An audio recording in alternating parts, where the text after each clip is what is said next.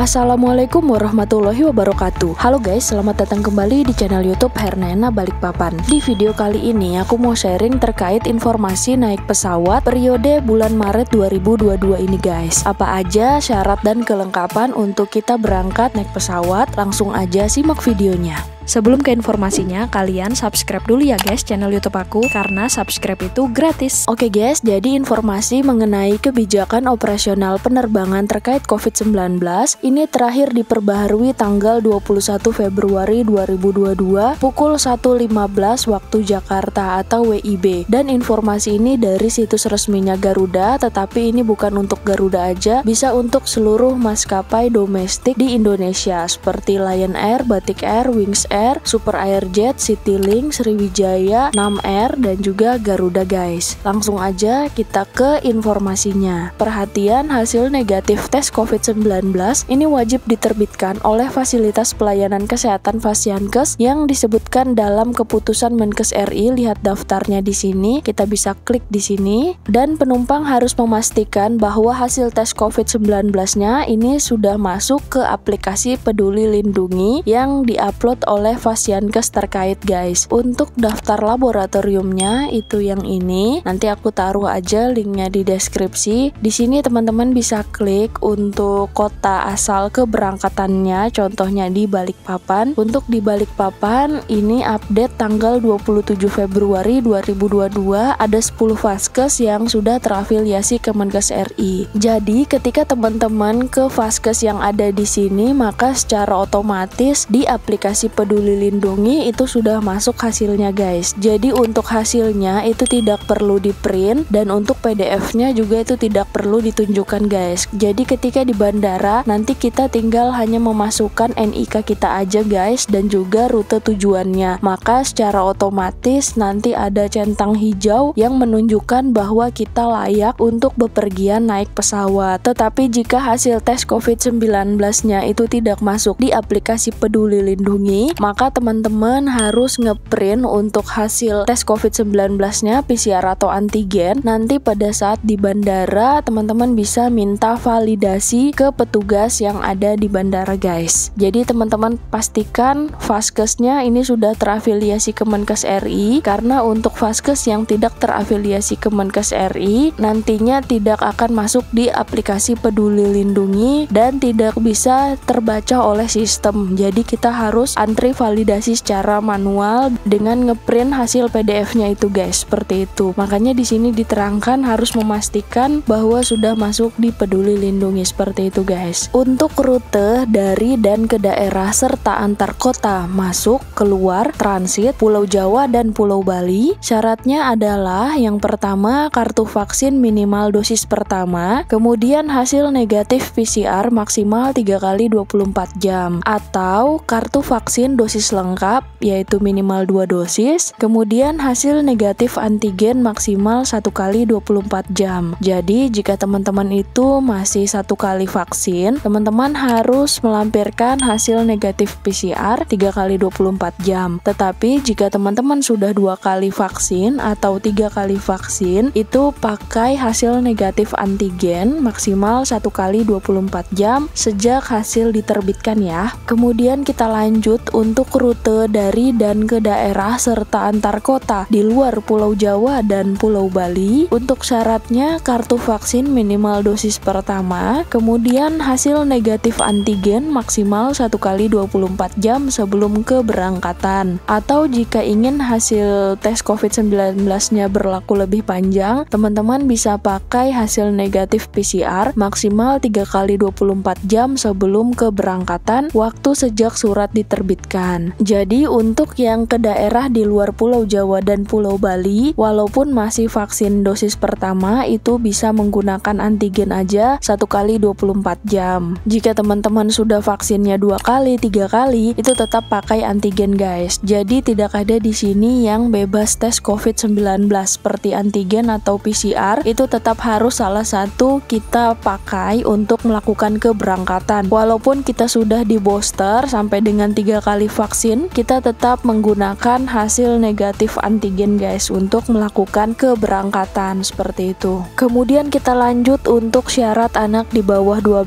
tahun termasuk bayi dan anak usia di bawah 5 tahun. Rute dari atau ke Pulau Jawa Bali dan dari atau ke di luar Pulau Jawa dan Bali. Jadi ini untuk seluruh rute kemanapun di seluruh Indonesia. Syaratnya harus membawa kartu keluarga atau boleh diganti dengan akta kelahiran jika tidak ada kartu keluarganya, atau boleh pakai surat keterangan lahir. Kemudian yang kedua harus membawa hasil negatif PCR 3x24 jam waktu sejak hasil diterbitkan. Kemudian yang ketiga wajib didampingi oleh orang tua atau anggota keluarga lainnya. Kemudian yang keempat, anak usia 6-11 tahun yang sudah divaksin lengkap ini bisa pakai antigen 1x24 jam. Jika masih belum divaksin sama sekali atau baru divaksin 1 kali, ini tetap wajib pakai hasil PCR 3x24 jam guys. Untuk anak bayi yang diperbolehkan naik pesawat adalah di atas 3 bulan, dan untuk anak bayi sendiri ini tetap harus PCR 3x24 jam waktu sejak hasil diterbitkan berlakunya guys. Jadi untuk yang bertanya apakah bayi juga harus melakukan tes COVID-19,